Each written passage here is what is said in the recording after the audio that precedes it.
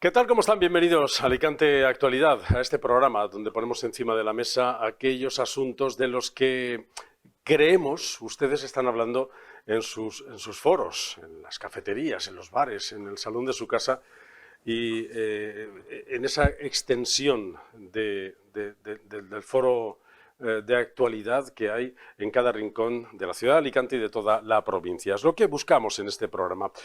Créanme que estos días hemos estado escuchando hablar algunas plataformas, lo comentábamos antes de empezar el programa, algunas plataformas alicantinas que están ya reivindicando pues muchos pensamientos que tienen de cómo organizar la ciudad y de cómo organizar la vida. Y entre ellos, yo me he sentido muy identificado con uno de ellos, que es aquel que reivindica que no se digitalice todo, que no sea todo telemático. Es verdad que uno intenta estar al día de las nuevas tecnologías, de moverse bien por la red y buscar muy bien a través de lo digital, pero hay días que todo falla. Hoy, de verdad, es un día de eso en el que Internet estaba contra mí, contra mis compañeros, y estábamos deseando tener un boli en la mano porque había cosas que no funcionaban con un teclado de ordenador y estas cosas. Es verdad, tienen razón estos alicantinos que esta semana han estado reivindicando al ayuntamiento, a los bancos y a otras instituciones que no se digitalice todo y sobre todo porque la atención personal continúe, el tú a tú que perdimos tanto durante la pandemia. Es lo que buscamos también aquí en este programa, mantener un tú a tú, un cara a cara con todos ustedes, hablarles de las cosas que importan y además con sinceridad y así mirándoles a los ojos. Es lo que vamos a hacer en los próximos minutos aquí en este programa. Vamos a hablar de trasvase, vamos a hablar también de las vías de Benalúa, vamos a hablar del Hércules y vamos a hablar del sentimiento alicantino. Bienvenidos, comenzamos.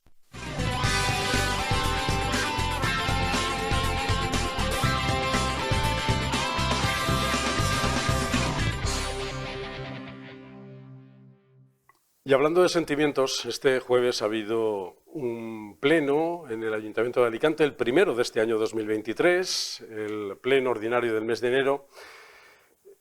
Como cada pleno, el alcalde de Alicante, Luis Barcala, ha dado lectura a los asesinatos machistas que ha habido durante los últimos 30 días, realmente alarmantes, por lo violentos, por la cruda realidad que supera muchas veces a cualquier exageración que uno pueda hacer.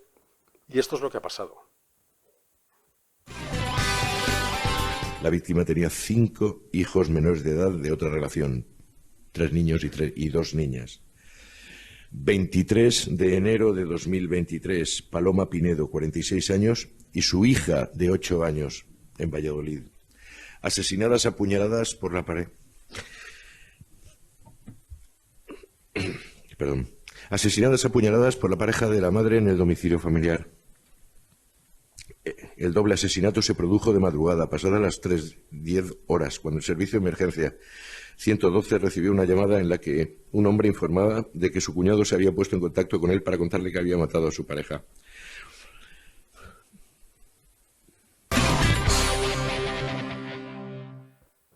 Nos habría pasado a cualquiera. El alcalde de Alicante, Luis Barcala, se ha emocionado leyendo esa brutalidad de relato que es los asesinatos del último mes, solamente del último mes. Jorge Alcina, ¿qué tal? ¿Cómo estás? Muy bien. Catedrático de Medio Ambiente de la Universidad de Alicante, director del Laboratorio de Climatología de la UA. ¿Cómo estás? Estremecedor esto, ¿eh? Sí. Estremecedor. Nos pasaría seguramente a todos, ¿no? Leyendo ese relato de asesinatos, bueno, se te pone la piel de gallina, sí. Donde ha ido niños, niñas, sí, a los que han matado a sus mujeres delante de ellos. No te lo puedes imaginar, ¿no? Que el ser humano pueda llegar a ese grado de crueldad, de pérdida de la razón, ¿no? Y el problema es eso, ¿no? Que muere gente, mueren mujeres, mueren niños. Así ha sido, y es verdad que toda la corporación municipal han estado de acuerdo en guardar 3 minutos de silencio en el pleno de esta mañana. Si con eso lo que pueden hacer es mostrar la indignación del pueblo alicantino hacia estos asesinatos machistas que ha habido ya durante este año 2023. En fin, vamos a empezar el programa con otros asuntos. Les decía todo de lo que vamos a hablar, pero vamos a empezar hablando, ya han visto que está con nosotros Jorge Alcina, vamos a hablar del tiempo. ¿Qué frío hace? Hemos salido a la calle a preguntar. No hay más remedio que adaptarse, así que con un buen gorro, guantes, bien abrigados y para adelante. Uy, horrible, horrible, horrible. Las personas que estamos así un poquito tocaditas, pues se nota. Pero es que es horrible el frío. Pero es lo que tiene que hacer el frío estamos en la época, ¿no? Pues no se crea que no llevo mucha ropa, solo llevo uno y voy bien. Es que de vez en cuando el fresquito de la mañana viene muy bien. No, nosotros no tenemos tanto frío aquí. Sí, no, pero en Alicante no se nota. Yo vengo de Madrid, así que aquí no hace tanto frío como en Madrid, pero sí, se nota un poquito más de frío. Lo normal es que hagan frío y lo anormal es la temperatura elevada que se nota estos días, pero no solo aquí en España, sino también en Europa. Hace mucho frío, tenemos la nieve ya ahí en la montaña. No nos constipemos ni cojamos el COVID ni nada de eso, que ahora parece que está la cosa un poco jodida. Pues de eso vamos a empezar a hablar, Jorge. ¿Es normal que haga este frío que está haciendo ahora mismo? Bueno, sí, estamos en la estación del año en la que tiene que hacer frío, ¿no?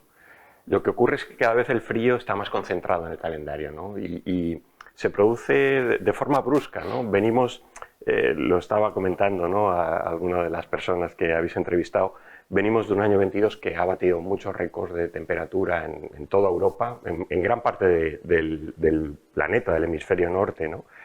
Venimos también de un comienzo de invierno que ha sido muy cálido, la verdad, normalmente cálido, en Navidades, primeras semanas de enero, noviembre, claro, y en otoño, ¿no? Y de golpe nos ha llegado el frío, ¿no? Es un poco lo que estamos viendo, el patrón de actuación, lo que llamamos en un contexto de cambio climático, ¿no? El clima está desajustado y entonces las masas de aire, que son las que provocan estos cambios de tiempo, se mueven con mucha más energía, ¿no? Para, por así decirlo, el planeta intenta encontrar un equilibrio que nunca encuentra, ¿no? Porque estamos continuamente calentando con esos gases de efecto invernadero que están provocando una subida constante, ¿no? En la última década pues, está siendo ya bastante preocupante y claro, al no encontrarlo, esas masas de aire se mueven buscando ese equilibrio que no se encuentra y se mueven con mucha más energía. Por eso pasamos de días de 24 grados en enero a estas jornadas que hemos tenido con -6, -7 grados en algunos puntos. -8 del interior de la provincia, exacto, sí, en la zona de la Sarga y demás. Claro, son cambios muy bruscos, no muy poco espacio de tiempo, pero lo que se está notando es que el invierno cada vez es más corto, eso sí. Tenemos cada vez una temporada cálida más extensa, estamos perdiendo el tránsito de esas estaciones intermedias del otoño y la primavera, y el invierno cada vez se está concentrando en menos días, ¿no? Lo que diríamos el invierno como tal, que es verdad, se comentaba que sobre todo en la costa de Alicante, bueno, pues no tenemos un invierno afortunadamente muy riguroso, pero bueno, cuando aquí baja el termómetro de 10 grados ya tenemos frío, por así decirlo, ¿no? Había ahí alguien que decía, no hace frío, aquí en Alicante, en Alicante no hace frío. Pero estos registros que estamos teniendo ahora son más o menos normales. Son los normales cuando nos llega el aire tan frío del este de Europa que estamos teniendo, ¿no? Este temporal, entre 10-15 días, ¿no? Estamos ya con temperaturas bajas, empezó siendo un temporal de nieve en el norte, de mucho viento aquí, esas borrascas que fueron entrando, y después la masa de aire se quedó estancada en la cuenca del Mediterráneo y fue realimentada por lo que llamaríamos el aire de Europa, ¿no? El aire del este de Europa, de la llanura de Polonia, de Rusia, y claro, esa masa de aire es la que está provocando estas jornadas de heladas, ¿no? Apenas ha nevado, no era una situación de nieve, es verdad que hemos visto algunos copos de nieve en nuestras cumbres, pero sobre todo en una situación como la que estamos teniendo de frío. ¿Habrá nieve en las montañas? Bueno, ha caído estos días pasados, la madrugada del martes, ayer miércoles también, y no se esperan más nevadas, ¿no? No es una situación, es una masa de aire bastante seca o con muy poca carga de humedad. Lo que sí es que va a permanecer el frío al menos hasta el fin de semana y los primeros días de la semana que viene. Es verdad que no es habitual que nieve en la provincia de Alicante, sí, salvo en las montañas un poquito, pero yo recuerdo, Jorge, de pequeño, sí, alguna nevada en Petrer, en Sax. Sí. En Villena y en Villar ya bastante, es decir, que tampoco nos tenemos que alarmar mucho, ¿no? El último episodio donde nevó, ¿no?, incluso a nivel de mar, fue en enero del 2017, no lo tenemos tan alejado, ¿no? Y luego en el 2019 tuvimos esa borrasca Gloria, que también dejó mucha nieve en la montaña, ¿no? Bueno, también hay cuestiones del cambio climático que son curiosas, ¿no? Decimos, no nieva tanto, es verdad, los días de nieve en toda España se están reduciendo, ¿no? Hemos asistido a cómo las estaciones de esquí estaban temerosas de lo que podía pasar hasta este último temporal, ¿no? Es verdad que se está concentrando, pero aquí en el Mediterráneo se está produciendo en los últimos años lo que podríamos llamar gotas frías de nieve, ¿no? Es lo que fue la borrasca Gloria, ¿no? La borrasca Gloria fue una gota fría y aquí, como se produjo a finales de enero, lo que provocó es una nevada muy abundante en buena parte de la mitad interior de nuestra provincia, ¿no? Eso es lo que está ocurriendo. Es decir, ya no hay nevadas esas suaves, tranquilas, de borrasca que pasaba, sino que cuando llueve o cuando nieva, lo hace de golpe. Ya no os atrevéis a hacer pronósticos a largo plazo, porque el tiempo es muy cambiante, ¿no? Pero sí. ¿qué va a pasar? De aquí a la primavera, ¿qué puede pasar? Bueno, los modelos están hablando de un invierno, de lo que queda del invierno, bastante suave. Es verdad que señalaban que finales de enero, primeros días de febrero, podíamos tener esa entrada de aire frío, pero a partir de ahora están hablando de un final de invierno bastante suave y poco lluvioso, ¿no? Y verano caluroso entonces llegará. Bueno, ahí ya no nos atrevemos tanto a decir, ¿no? Lo que sí que es cierto es que no va a ser un verano como el del año pasado, que eso también se ha dicho, ¿no? A mí me está preocupando mucho lo que es la comunicación de esto que llamamos del cambio climático, ¿no? Porque se está exagerando mucho los fenómenos, se está yendo a mensajes excesivamente extremos o extremistas, ¿no? Y, por ejemplo, el verano pasado, que como decíamos, hemos batido muchos récords de temperatura, de noches tropicales, ¿no? Se decía, bueno, es que este va a ser el verano más cálido, más frío de los que nos esperan. Hombre, no, eso no es así, ¿no? La atmósfera no se comporta de esa manera. Seguramente este verano va a ser más suave que el del año pasado, pero sí que es cierto que tendremos veranos como el del 2022 seguramente dentro de unos años, ¿no? Que antes para que ocurriera un verano tan caluroso pues tenía que pasar una década o 15 años.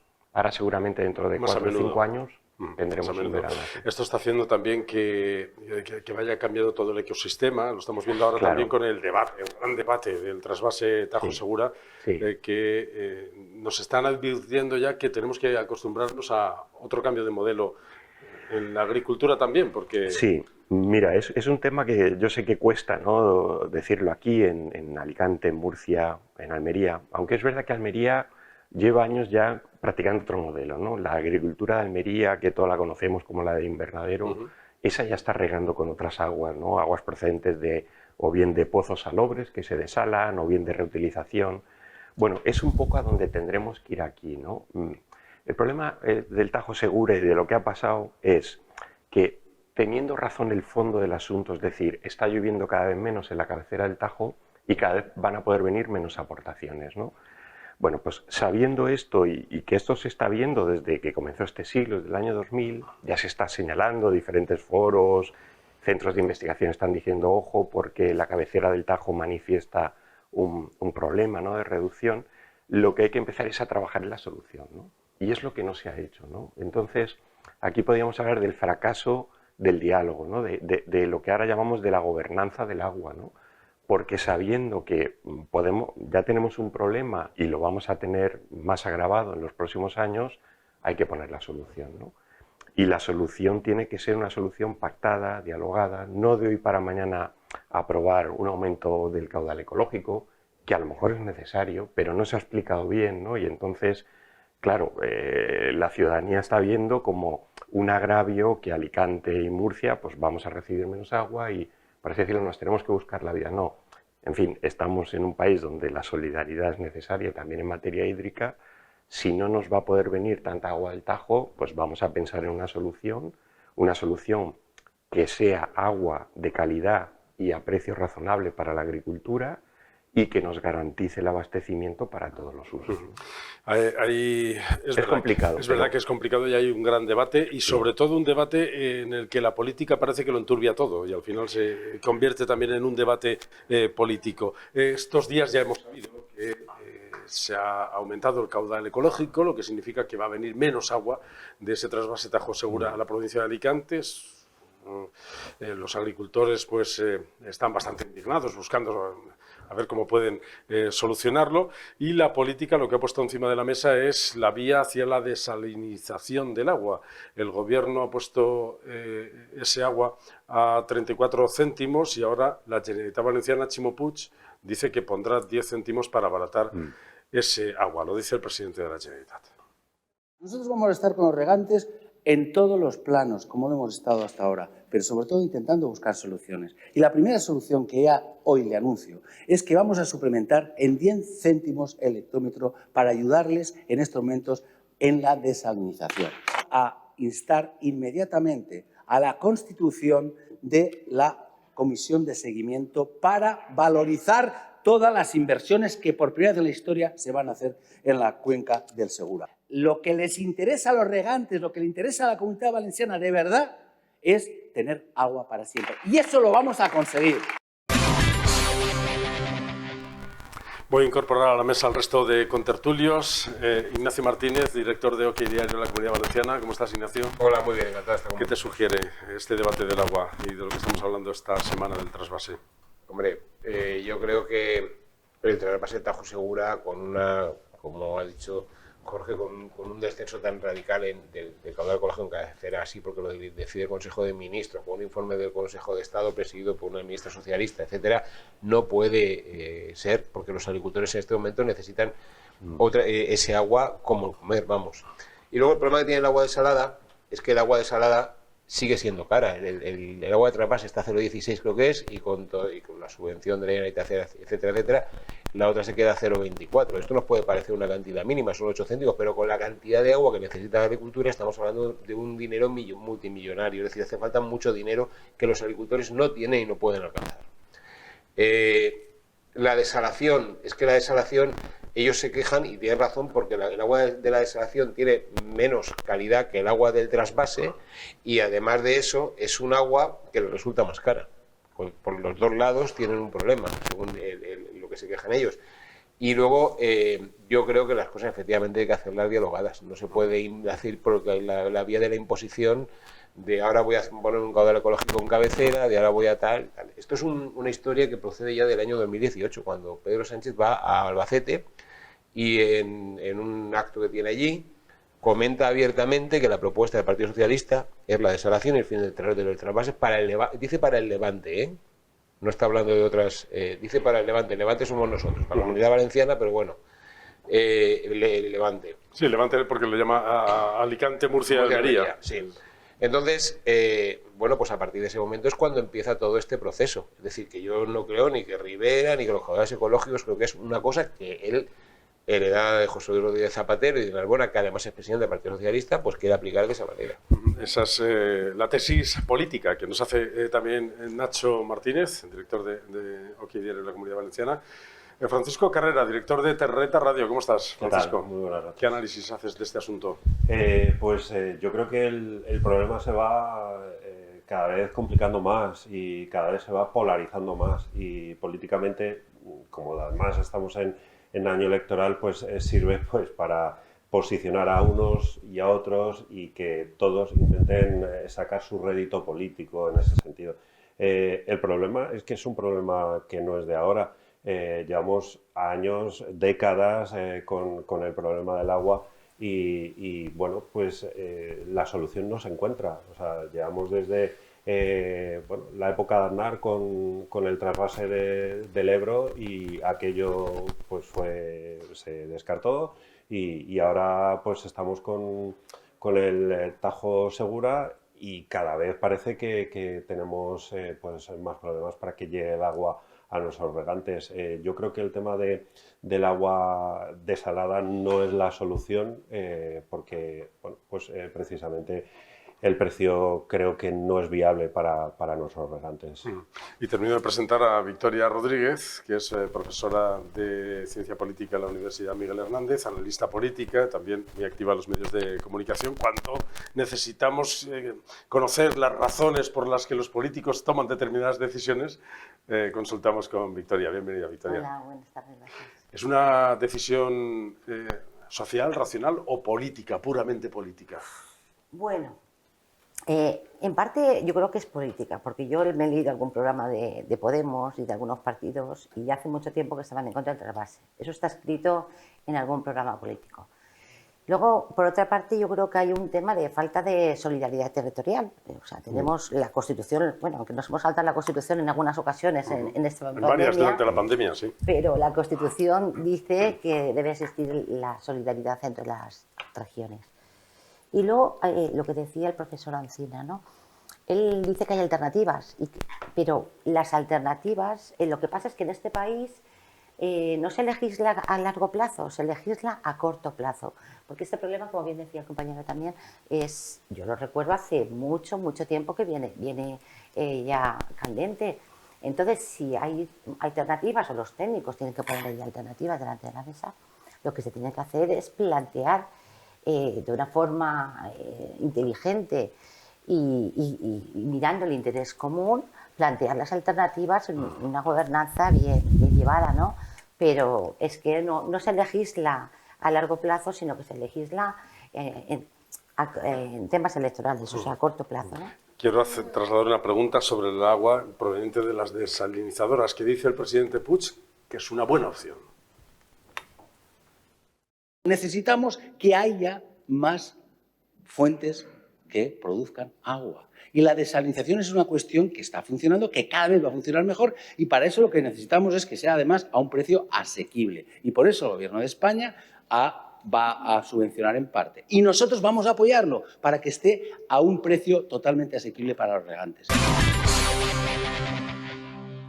Es una buena opción, Jorge, el agua desalinizada, porque dicen los regantes que contiene menos propiedades o que no tiene las propiedades que necesitan los cultivos. El agua que sale de una desaladora es como agua de la plancha o de la batería del coche, es agua destilada, ¿no? Sin nada. Es sin nada, nutrientes. es decir, no tiene sabor, ¿no? Si nosotros a veces llevamos a los alumnos a la desaladora de aquí de Alicante y les dan a probar el agua desalada y claro, está raro, ¿no? Porque no notas ningún sabor. Hay que mezclarla con otras aguas que contengan sales, ¿no? A ver, en zonas con el clima como el que tenemos, ¿no? Con unas precipitaciones que son escasas, como estamos viendo, con una perspectiva futura que lamentablemente no va a ir a mejor en este sentido, tenemos que buscar lo que llamamos recursos no convencionales, es decir, aquellos que no están directamente en el ciclo natural, ¿no? Normalmente cuando ponemos actividades en el territorio aprovechamos los ríos, aprovechamos los acuíferos, ¿no?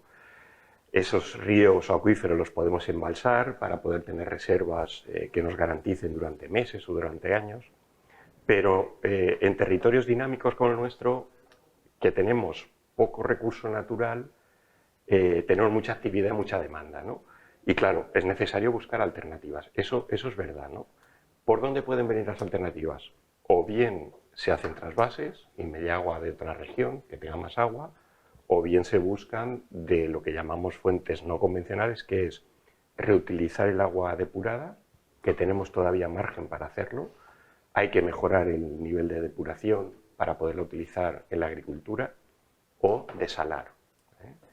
Por así decirlo, yo sé que a lo mejor esto puede resultar un poco chocante, ¿no? Pero con las desaladoras en el Mediterráneo, la perspectiva y el riesgo de sequía que hay en España ha variado, ¿no? Porque en el peor de los escenarios, que no lloviera nada en toda España, nosotros podríamos beber, cosa que a lo mejor municipios del interior de España no lo podrían hacer, ¿no? Porque no pueden tener otros recursos, ¿no?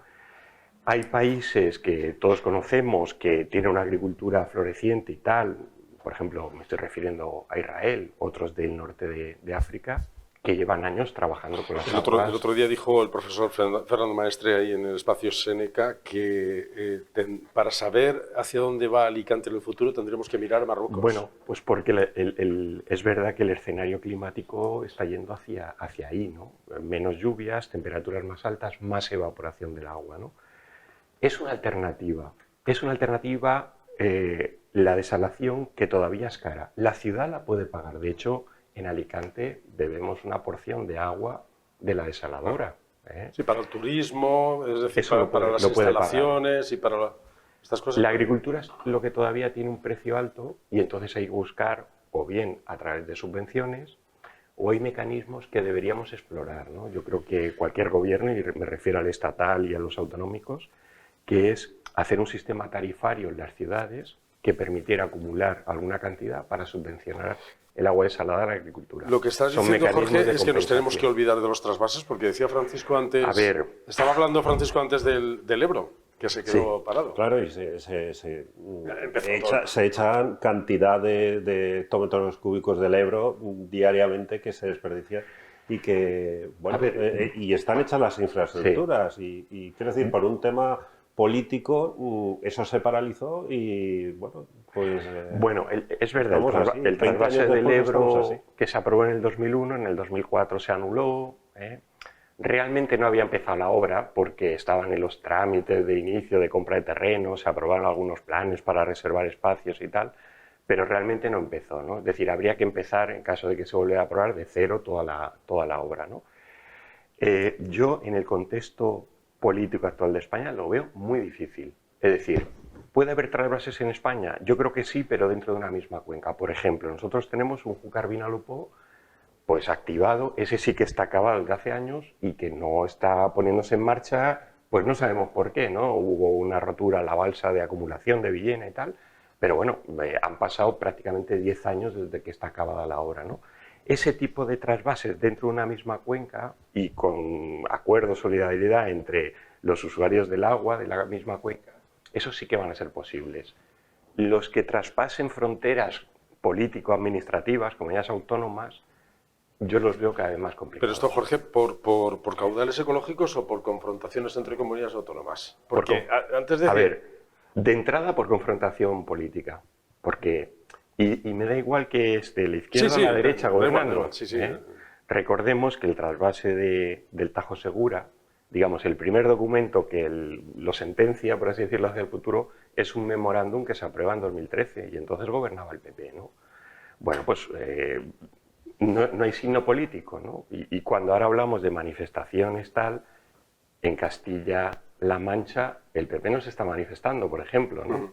Defendiendo el trasvase de Tajo Segura. Sí, atendiendo a su parroquia. Claro. Un poco a su Entonces, cuando rebasamos los límites naturales que son las cuencas geográficas y sobreponemos unos que son los político-administrativos, la gestión se hace muy compleja. Es una pena esto, ¿no, Ignacio? Porque es verdad que, lo hemos dicho en la mesa, el agua probablemente es uno de los ejemplos de solidaridad entre territorios en España, que lo ha sido históricamente más importante, y que ahora por esas confrontaciones entre comunidades autónomas estamos llegando a donde estamos llegando. Totalmente, porque el trasvase del Ebro, el ejemplo más flagrante de eso es el trasvase del Ebro. El trasvase del Ebro es una infraestructura, además el Ebro tira agua a cubos al mar, sí, entonces era una infraestructura que debía llegar hasta aquí, además debía llegar holgadamente, pero no se produce porque hay una confrontación entre la Comunidad de Aragón, que en aquel momento estaba muy cerrada, e incluso Cataluña. No nos olvidemos de Cataluña porque sí se hace un trasvase del Ebro a Cataluña y no se hace un trasvase del Ebro hacia la cuenca, hacia el territorio valenciano.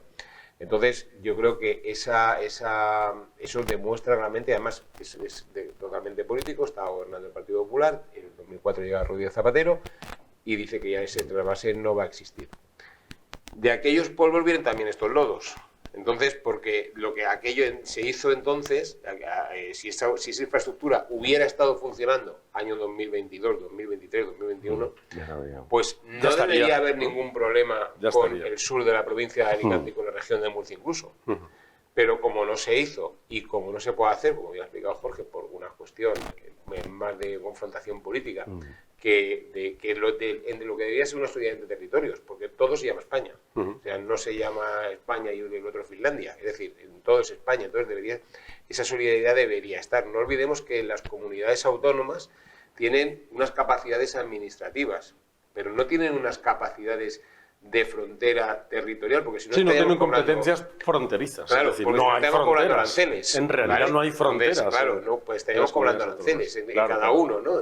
Y pues, llegarías para ir al Albacete y en el momento de cruzar por el Castilla-La Mancha te diría, son 5 euros. A veces lo hemos hecho de manera anecdótica, o les cobraríamos a los turistas de otras comunidades por en la playa, ¿no? Porque aquí tenemos, ¿no? Si tú miras el río, miras la playa, ¿no? Un poco decíamos esto.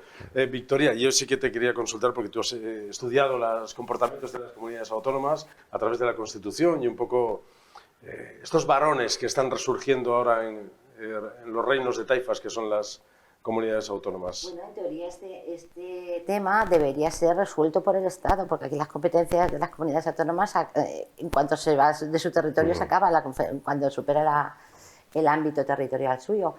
Lo que pasa es que es verdad que hay consejos, el Consejo del Agua y órganos pues, para intentar armonizar y coordinar esas cosas, pero estos consejos hay veces que funcionan y hay veces que no funcionan.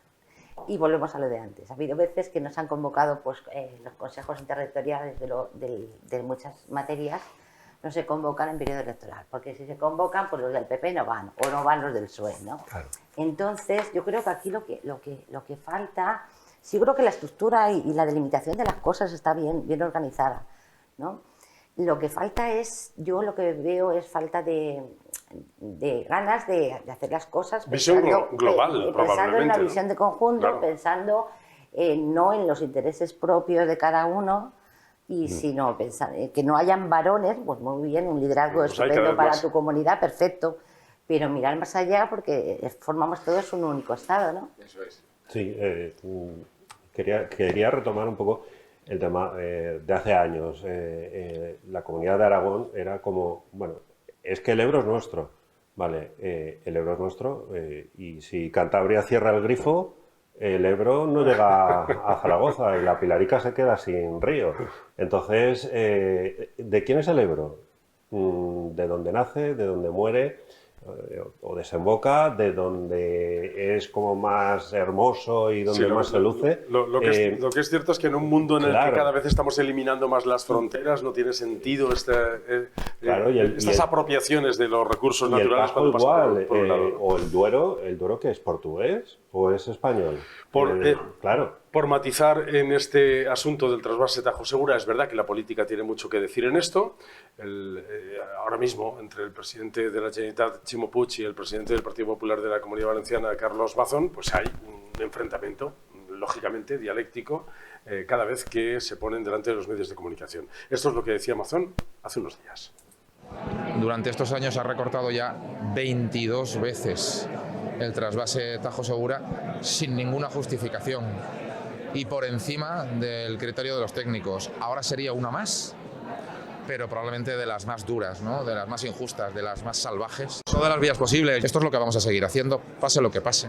En los tribunales, en la calle, con la verdad, con argumentos, con la serenidad que nos da el saber que la razón está de nuestra parte. Tenemos razón, nos asiste la razón y la vamos a defender en cualquier caso y en todo momento. Y también en los tribunales, porque ya ha anunciado la Diputación de Alicante que va a recurrir al Tribunal Supremo este recorte del trasvase, esta decisión, este decreto del Gobierno de traer menos agua a la provincia de Alicante. También lo van a hacer los regantes. La asociación Asaja ha anunciado que va a presentar un recurso también al Supremo. Y el presidente Ximo Puig, pues también le preguntamos los medios de comunicación qué va a hacer el Gobierno valenciano con esto, y esto es lo que ha dicho en sede parlamentaria. Y ahora he encargado a la Abogacía de la Generalitat que haga un informe para ver que todo aquello que sea lesivo para los intereses de la Comunidad Valenciana, la Generalitat va a recurrir. Llegamos a los tribunales. Una pena también que esto al final tenga que resolverse de esta manera, ¿no? Sí. Pero llegamos. Lo estábamos comentando, ¿no? El problema es la falta de diálogo entre partes, ¿no? ¿Podría haber futuros trasvases en España? Sí, si el Partido Popular y el PSOE se pusieran de acuerdo. Si los dos partidos, digamos, mayoritarios, ¿no? Se pusieran de acuerdo en un esquema nacional de agua y dijeran, oye, pues parece razonable esto, tal, podría haber. No es descabellado ecológicamente que los haya. Bueno, hay ríos que tienen caudal suficiente, que podrían, pues seguramente es verdad que ahora tenemos que planificar, tenemos una ley de cambio climático que nos obliga a planificar teniendo en cuenta lo que puede pasar en este sentido, ¿no? Pero aún así, si hay ríos que pueden tener excedentes, ¿no? Suficientes para no afectar su estado ecológico, podría haber, si hubiera acuerdo. Pero como no lo hay, se utiliza el agua como arma política y claro, en un año como este además, que vienen elecciones, pues vamos a estar oyendo el tema del agua durante todo va a ser el discurso. ¿Tú crees que la Generalitat recurrirá?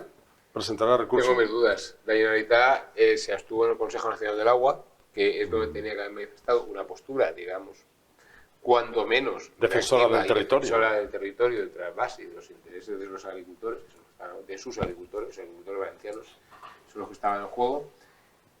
Y entonces yo creo que el camino de Ximo Puig va por donde va el camino del Partido Socialista, por el camino de las senadoras. Es decir, y ya lo dijo Pedro Sánchez, que es el referente de ese partido a nivel nacional. Por lo tanto, todos los demás van a ir en la misma dirección. Esto a Paje le viene muy bien en Castilla-La Mancha, pero sí que estoy de acuerdo en que de alguna manera el gobierno no tiene que marcar un papel en el que imponga una postura, sino que tiene que ser el coordinador para que el Estado en su conjunto funcione. Trasvase del Ebro tiene que garantizar que el agua puede llegar a las cuencas que no tienen agua, a los territorios que no tienen agua. Y en el Tajo Segura lo mismo. Si además de todo eso resulta que llega un momento en el que no hay agua material para trasvasar, pues se toman otras medidas. Pero es que esto ha sido una imposición. Y en cuanto a las imposiciones, de alguna manera los territorios y las personas perjudicadas tienen que reaccionar. Y lógicamente reaccionan defendiendo sus derechos y la manera de hacerlo es ante el Tribunal Supremo, que es lo que ha hecho los agricultores y la Diputación. Victoria, ¿tendrá repercusión esto? Estamos hablando de la cercanía de las elecciones. ¿Este tipo de cosas repercute en la población en general? Yo creo que sí, yo creo que repercute desde ambos sentidos, desde el que emite el mensaje y desde los que lo reciben, ¿no? Y luego, por otra parte, el tema de la Generalitat, yo no sé si lo recurrirá o no, yo creo que motivos tiene suficientes como para defender a Alicante en este tema, pero en parte tiene el hándicap que, claro, es que el que gobierna, pues las directrices son otras, ¿no? Ese es el problema de cómo funciona la partitocracia, efectivamente. Entonces, hay veces, igual que tenemos una serie de diputados de Alicante, de Almería y de Murcia en el Congreso que no han hecho nada discordante respecto del tema. Entonces, yo creo que lo que falla es el modo, cómo elegimos a los representantes y la capacidad que tienen que hacer o la capacidad o lo más o menos margen de maniobra para decidir, ¿no? El sistema de defensa que podemos tener los territorios. Es la pregunta, ¿cuál era? No, creía que me estabas pidiendo para intervenir en esto. Bueno, un poco eso, sí, le he preguntado a Victoria si cree que va a intervenir esto en la decisión política. Disculpa.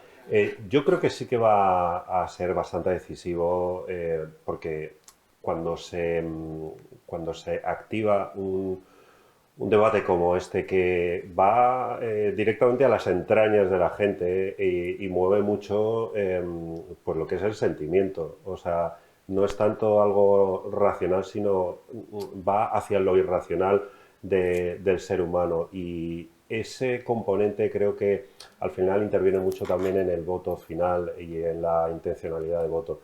Y lo mismo que hace, pues eso, entre 15 y 20 años, ese movimiento de queremos agua y queremos el trasvase, y fue muy bien aprovechado por los gobiernos del Partido Popular, y bueno, a la vista está que hubo unas mayorías absolutas tremendas. Ahora Ximo Puig está cogiendo ese mensaje diciendo que queremos agua para siempre. Agua para siempre, ¿no? Es un poco lo que el agua para siempre, y yo creo que es probablemente el mensaje que se quiera recuperar, ¿no? Ese mensaje de entraña, de sentimiento que yo creo que en la campaña se va a utilizar mucho. Es que quería decir una cosa porque leía este fin de semana una carta del director del Diario de Información que me encantó, hablando del tema, y dijo una frase que me resultó muy buena, ¿no? Que decía: en las siguientes urnas, en estas próximas elecciones, va a haber mucha agua en las urnas. Bueno, sí, eso sí se traslada a la población en general. Metáfora, sí. Pero es verdad que después también intervienen otros efectos emocionales en la forma de... Es que el voto cada vez es más emocional. Vamos a hablar de más asuntos en la segunda parte. Le voy a dar las gracias a Jorge Olcina, que haya estado con nosotros. No vas a participar en la segunda, pero te voy a preguntar, ¿eres herculano, muy herculano, poco herculano? ¿Cómo He sido mucho y ahora un poquito menos, ¿no? Pero quizá también por los resultados que estamos viendo. Estamos ahí todos con el corazón encogido. Bueno, que sabes que en el pleno del Ayuntamiento de Alicante de esta mañana han aprobado por unanimidad una moción para convertir en BIC, en bien de interés cultural, al Hércules Club de Fútbol. Digamos, la entidad, figura como social, a la decirlo. entidad social como algo nuestro, algo muy alicantino. Así que, bueno, algo ahora de eso. Vamos a hablar también de las vías de Benalúa Sur, que tú sabes que Sí, llevamos hablando ahí. mucho tiempo de eso. Ese Gracias. espacio necesita reconfigurarse, ¿no? Y ahí- Era necesario. Claro, y ahí también un pulmón verde de más de Y un parque Sí. 200.000 metros, de superficie. 200.000 metros Sí. cuadrados que se va a ampliar al Parque del Mar, que es lo que hay ahí. Sí, lo que está ya. Una buena noticia. Muy buena, Eso, Jorge, gracias. Sí, Muchas a gracias. vosotros. No se vayan, volvemos enseguida para hablar de más temas.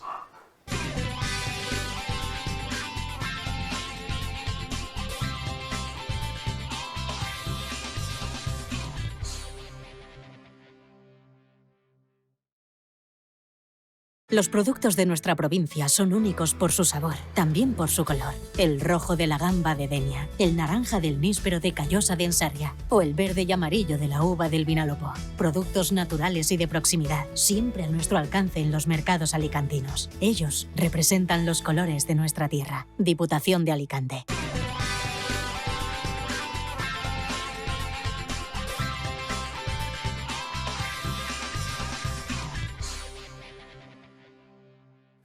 Vamos a continuar en este programa analizando la actualidad. Os quería plantear al hilo de la actualidad, con lo que precisamente hoy, desde esta mañana, estamos todos hablando de lo que ocurrió en Algeciras. Ya habéis visto esa atrocidad y también un poco en función de la configuración que la propia ciudad de Alicante tiene, con muchas personas que viven aquí de origen magrebí. ¿Cómo analizáis esta situación? ¿Qué ha pasado? No sé si algo así puede pasar en Alicante o estamos también alimentando un odio entre culturas. ¿Cómo lo veis? ¿Qué análisis hacéis de esto? Puede ocurrir, evidentemente, porque, bueno, pues vamos a ver, es verdad que tenemos una población inmigrante muy importante.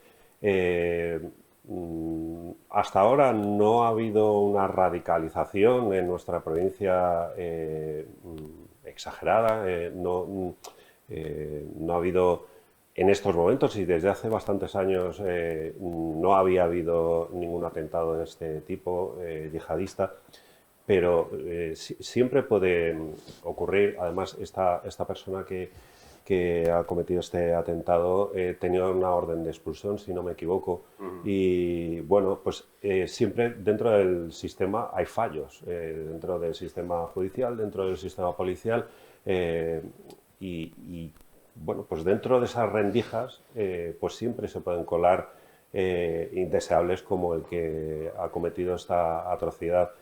Creo que el peligro es también estigmatizar a toda una comunidad que evidentemente pues en su mayoría pues convive con los ciudadanos de origen español. No lo queremos hacer, Alicante. sin duda. No. Claro. Y bueno, y además que en nuestra provincia es un porcentaje muy amplio, pero creo que también tenemos que ponernos alerta y decir, ojo, que el sistema tiene que estar con los 5 sentidos siempre puestos para que esto exactamente, no se Francisco, repita. y te agradezco lo que has dicho, porque es verdad que no queremos estigmatizar a toda la población Desde magrebí luego. que vive entre nosotros. Es cierto que en Alicante hay un gran número de personas de origen magrebí que están viviendo aquí, en Crevillente, muchísima gente, Por ejemplo. y por eso, bueno, pues es sensato plantearse la pregunta, oye, estamos... A ver, yo creo que en general la población argelina y marroquí que vive en Alicante y en todos lados tiene una convivencia sana con la población española y con las de otras etnias y culturas con las que convive. Pero dentro de esto sí que tenemos que saber que hay una parte que está muy radicalizada en el tema islámico, que según me llegaron a mí noticias ayer, no solamente se había producido el atentado en Algeciras, sino también fuera de España, no recuerdo bien si en Alemania, en otros países más, en Suecia, en una estación de tren también, o algo así. Y tenemos que estar pendientes, también todos, empezando por las fuerzas de seguridad y siguiendo por nosotros, pero no solamente en España, en todos lados. Porque también nosotros somos puente entre estos países y Europa. Y por lo tanto... hay que estar Porque atentos. es verdad, pero a veces también la integración es relativa, porque vemos cómo sí que ellos siguen conservando aquí pues, sus costumbres. En fin, yo no quiero criticar esto, pero es verdad que siguen manteniendo su forma de vida, ¿no? Hombre, tenemos a todos los niveles. Es decir, determinadas carnicerías son halal porque tienen un determinado tipo de producto que son que ellos consumen. Estamos naturalizando el que lleven velo por la calle, estamos naturalizando que también en los colegios se haga. Es decir, Eso es lo que es decir, siempre yo creo que respetando las cosas de las personas que vienen, pero también el país de acogida tiene que poner unas ciertas normas, como cuando nosotros vamos a otros países. ¿Cómo analizas esto, Victoria? Sí. Bueno, yo no sé hasta qué punto este señor era un verso suelto. A mí me preocupa saber que pueda haber detrás una que no sea, no, estaban señalando algunos imanes que podrían haber influido en él, ¿no? Eso es lo que es preocupante. Y luego yo creo que estos episodios a veces lo que pasa es que como que se nos pasa, acontecen.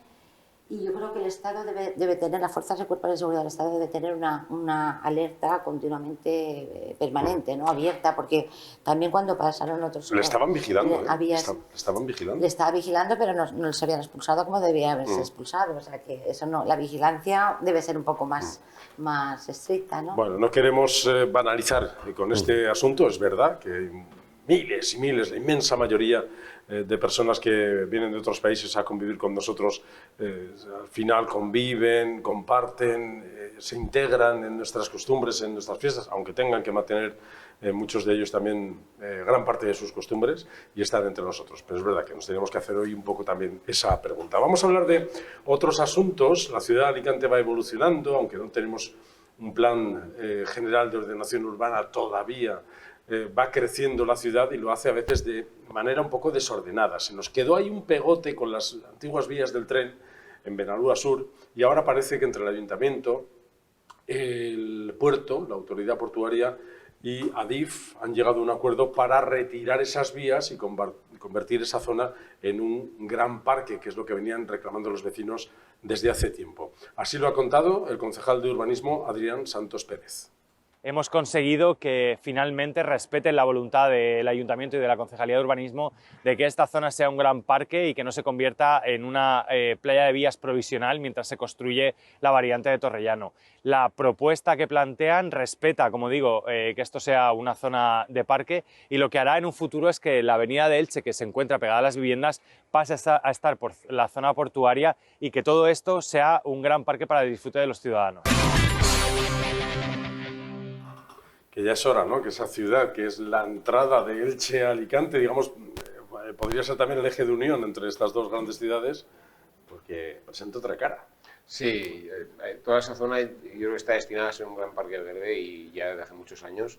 Lo que pasa es que ha habido muchos problemas hasta poder llegar hasta donde estamos ahora, pero es su destino natural. Un gran parque como el Parque del Mar, que es un parque casi desconocido para la gran parte de... Porque los vecinos tienen difícil el acceso. Es que hay que entrar por la parte de al lado de la estación de Murcia y se sale junto al apeadero de San Gabriel. Es un parque... Exacto. Es un parque secreto. Es un parque secreto. Yo que soy vecino de la zona, para mí es un parque secreto porque no se puede acceder. Es que es muy difícil. Tienes que caminar efectivamente hasta la estación y luego tienes que dar toda la vuelta. Por el apeadero de San Gabriel hay una puertetiza, es así, sí. Y por ahí se sale. Entonces, para las vías del tren. Pero es un parque realmente magnífico que está está metido en el puerto además.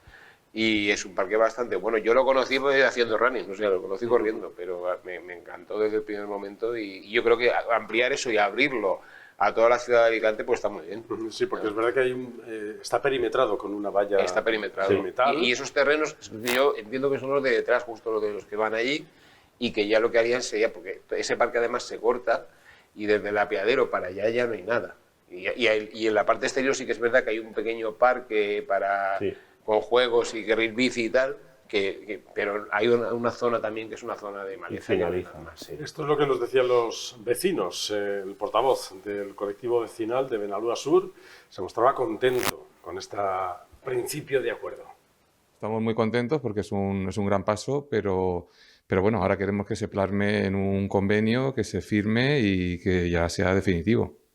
¿Es lo que esperabais?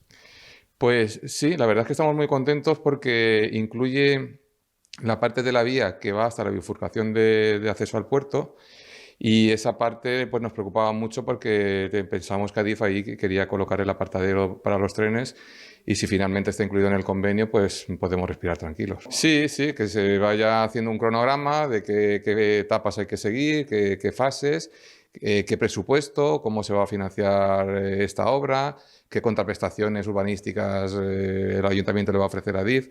En fin, todavía hay una serie de incógnitas pues que habrá que ir viendo. De momento es una muy buena noticia, pero bueno, hay que concretar. ¿Cuánto tiempo llevé reivindicando esto?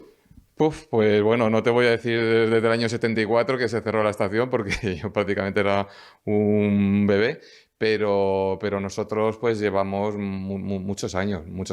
El Parque del Mar, ten en cuenta que hace más de 12 años que se inauguró la primera fase. Llevamos más de 12 años sin poder acceder a ese parque. Los vecinos pues tenemos que andar por un sendero prácticamente como si fuéramos furtivos, meternos por un agujero, en fin, unas condiciones lamentables. Es verdad que en un primer momento aquello dijo Adif que iba a ser para aparcar los trenes, ¿no? Para dejarlos es ahí. Que, hombre, el cambio que han conseguido el Ayuntamiento de Alicante metiéndose en el convenio es importante. Es decir, que porque no solamente San Gabriel, sino es que al final es un parque de toda la ciudad. Y entonces un parque además de esas características por el que yo cuando he ido a correr he visto por allí bicicletas por la parte de fuera que tienen su carril bici, niños, en fin, de todo, es decir, eso está muy bien, personas que van con sus mascotas a pasear por los alrededores, todo esto está muy bien. Y sí que es verdad que ya que no se le va a dar no tiene una utilidad ferroviaria porque se ya quedó desechada hace medio siglo, pues hay que darle un espacio para que la gente pueda disfrutar y disfrutar de su ciudad. Y sobre todo darle una buena cara a la entrada de la ciudad, la entrada sur de la ciudad. Lo que temen los vecinos es que sea una promesa preelectoral. Eso es lo que yo iba a decir. Ahora lo que hay que hacer es un seguimiento a los plazos y a la ejecución. Claro, por eso digo, porque es que creo que desde 2010 se iniciaron ya los acuerdos. Y se han cristalizado ahora. Esto ha sido un proceso larguísimo. ¿Qué tendrían que hacer los vecinos? Es decir, ¿cuál sería el procedimiento? Porque cuando yo le digo, ¿estáis contentos? Me dice, hombre, es un preacuerdo. De momento es una promesa solamente. Sí. No hay papel. Yo creo que tienen que estar muy pendientes de las autoridades y hacer un seguimiento del expediente, pero dando la tabarra todos los días, porque si no, entre los resto de papeles y la burocracia se pierde.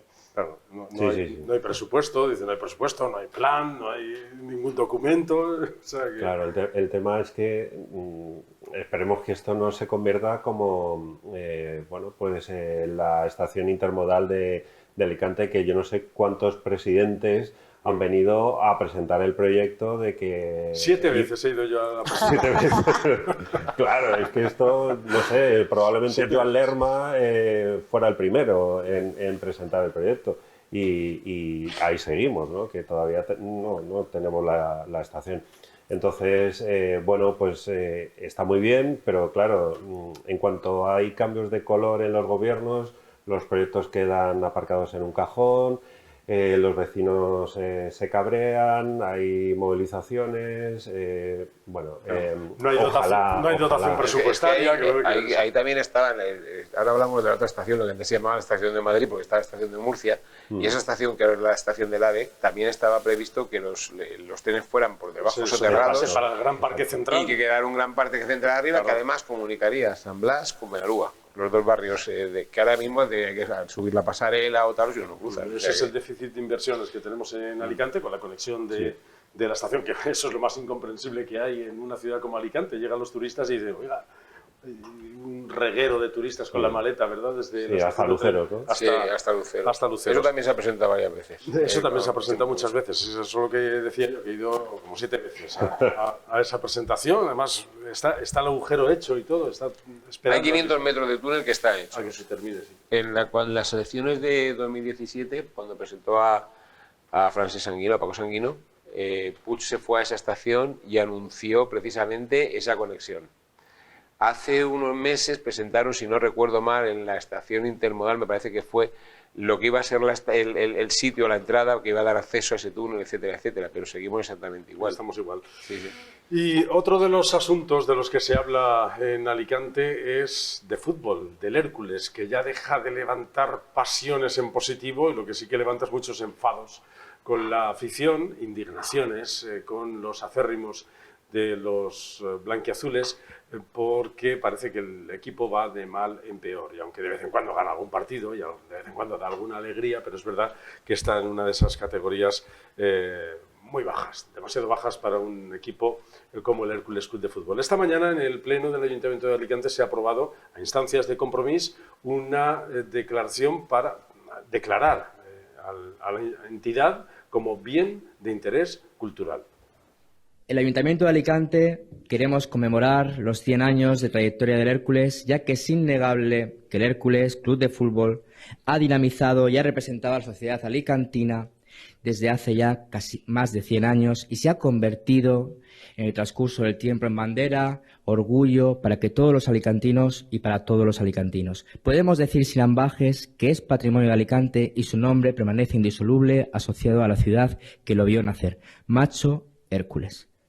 Palabras de usted, señor alcalde, hace 3 meses, cuando este pleno reconoció, en conmemoración del centenario del Hércules, que el Hércules es patrimonio de todos los alicantinos y alicantinas y es un referente y es un símbolo para nuestra ciudad. Por lo tanto, es mi obligación como alicantino, es nuestra obligación como representantes de los alicantinos y alicantinas proteger nuestra cultura, nuestra identidad, nuestro patrimonio y nuestros símbolos. Por lo tanto, proteger al Hércules para garantizar su supervivencia y realzar su historia. Muy bien, pasamos, por tanto, a votación. Votos a favor. Unanimidad. Queda aprobado. Ya sales inmuebles.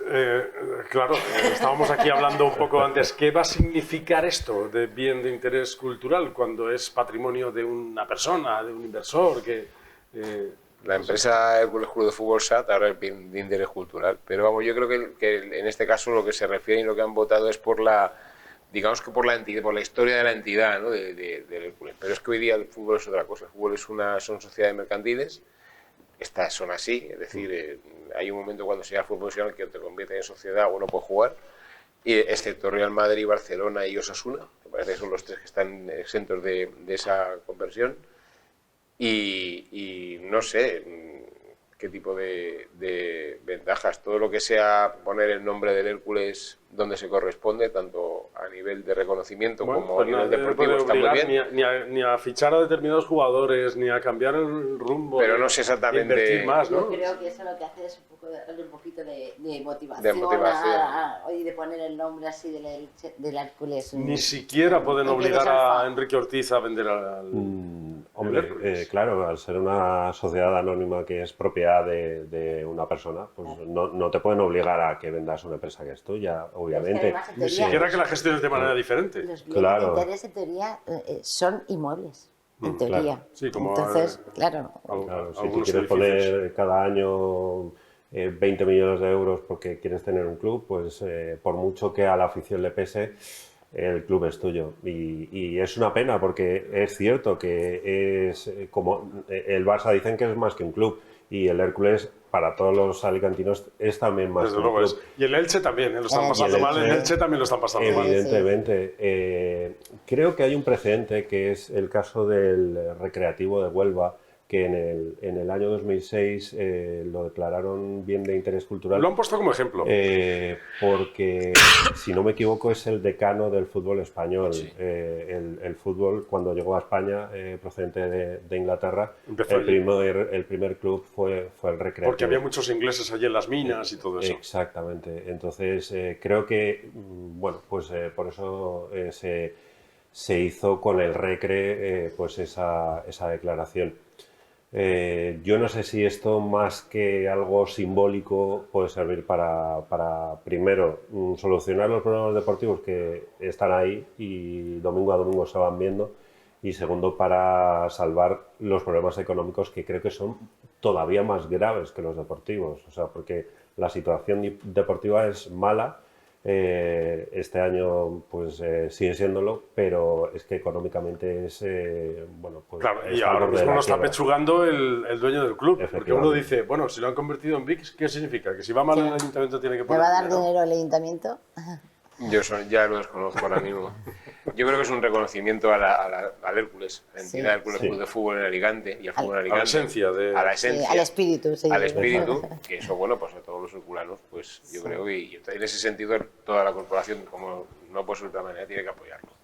Pero luego estamos hablando de lo que es el Club de Fútbol, es el Club de Fútbol SAT, Sociedad Anónima Deportiva. Entonces esto es una empresa que pertenece, en este momento, tiene una propiedad. Entonces, como cualquier empresa tiene su propiedad, no puede ser que porque te guste el producto de una empresa o no te guste el producto de una empresa, ese señor, independientemente de cómo funciona la empresa, tenga que irse o quedarse. Eso ya lo decide el propietario. Y esa es la situación que tiene hoy. Es verdad que el club de fútbol, el Hércules, reúne otros valores de tradición, de sentimiento, que probablemente son más que una empresa, ¿no? Totalmente. Aunque coincidimos en que legalmente es una empresa. Es una empresa, claro. Lo que ocurre es que a nivel de sentimiento todos los clubes de fútbol, el Hércules, uno de ellos, los principales, porque el Hércules está en segunda o primera federación, pero eso no significa que no sea un club reconocido en toda España, porque ha estado muchísimas temporadas en primera división, porque ha tenido jugadores, Mario Alberto Kempes, que fue mejor jugador de Mundial Argentina, lo ha jugado en el Pero Hércules. estamos celebrando el centenario en un pozo. En un pozo, efectivamente. Metidos en un pozo. Entonces, pero la situación deportiva y económica es bastante alarmante. Pues muchas gracias por haber venido, Francisco Carrera, director de Terreta Radio. Gracias a ti. ¿Habláis también del Hércules en Terreta Radio? Claro, del Hércules está todos los días en los deportes, en toda la programación, o sea que todos los días ahí. Y cada vez vamos más de dando. la actualidad local, ¿no? Que ahora a retransmitir los plenos también. Hoy hemos transmitido el pleno íntegramente. Bueno, tenemos esa vocación de servicio público y ahí hemos estado comentando pues todos esos rifirrafes que han tenido, que hoy ha sido, la verdad, un pleno bastante intenso. Bastante interesante. Ha sido muy intenso. Se nota que estamos ya en pre-campaña porque los portavoces de los grupos políticos de la oposición han cargado ahí contra Barcala, ¿eh? Parece que era el centro de la diana, el alcalde. El alcalde de Barcala era el centro de la diana. Victoria Rodríguez, muchas gracias por haber venido. Gracias a vosotros. Estamos ya en la parrilla de salida ya con la carrera iniciada hacia las elecciones. Sí, estos periodos para nosotros nos gusta mucho. Apasionante. Sí. Con debates políticos. Gracias y gracias Ignacio Martínez. Muchas gracias por haber venido. Gracias a vosotros. Afilar los lápices también nosotros para tomar buena nota en las ruedas de prensa, en las conferencias de prensa que den los políticos a partir de ahora, porque estamos ya también metidos en plena pre-campaña. Gracias a ustedes también por su atención. Volvemos en el próximo programa.